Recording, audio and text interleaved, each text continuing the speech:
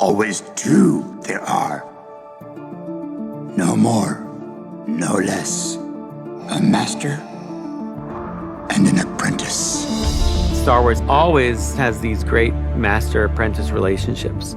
Remember, a Jedi can feel the Force flowing through him. It's very much the idea of apprenticeship. The need for those two groups to come together in order to pass down the knowledge and to help save the world, in the case of Star Wars. When I left you, I was but a learner. Now I am the master. Only a master of evil, Darth. All of that wisdom gets passed down over those generations. We have Qui-Gon Jinn, who's the master of Obi-Wan, who's the master of Anakin Skywalker. And by being trained by Anakin, Ashoka was part of that legacy as well. Ashoka is a character that Dave Filoni created and worked with George Lucas on in the Clone Wars. Originally, we didn't know exactly what the Clone Wars was going to be, and there was a Jedi and there was a Padawan, and thought, we'll put them on adventures, but George had other ideas. He says, well, let's give Anakin Skywalker a Padawan. And I was like, Anakin doesn't have Padawan. And he just looked at me and said, Anakin has a Padawan. And that was basically it. That's how Ahsoka came about. We cast Ashley Eckstein to be the voice of the character. And she's fantastic in the Clone Wars and Rebels. For a character that has such depth and complexity, to bring that to live action made a tremendous amount of sense. Rosario Dawson is such an incredibly powerful actress, and she loves this character. I'm playing someone who is an absolute expert. I really wanted to be able to physicalize that as much as possible. There need to be a lot of lightsaber fights, and they have to be good, because our fans know the difference.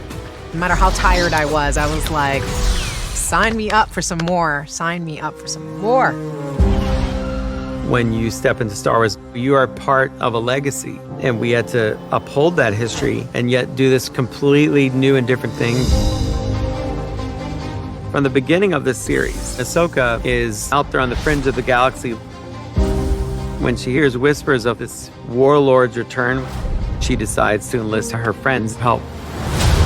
This is about preventing another war. You know who could help? Sabine Wren. I'm not sure she'll want to help. I'm telling the story about this mentor-student relationship that passes from Anakin to Ahsoka to Sabine. There is nothing easy about being a Jedi. It's quite extraordinary. Bring this to life. When the stakes are this high, we have to do what's right.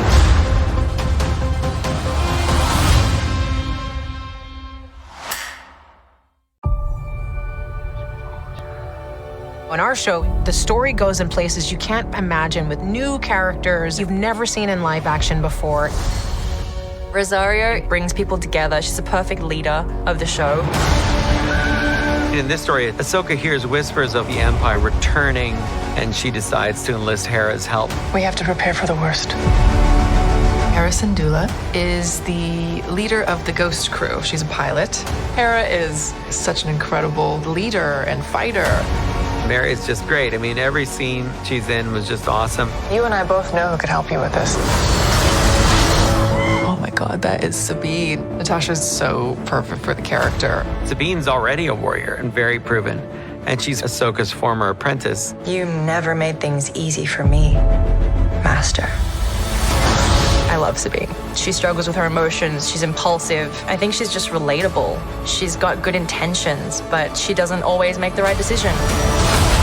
I love the complexity of the characters in this. They're a bit unpredictable. They're all struggling with a set of circumstances, and they need each other. Buckle up. This is so powerful. This is provocative, exciting, and fun. I can't wait for people to watch it. We have a lot of work to do. Once a rebel, always a rebel.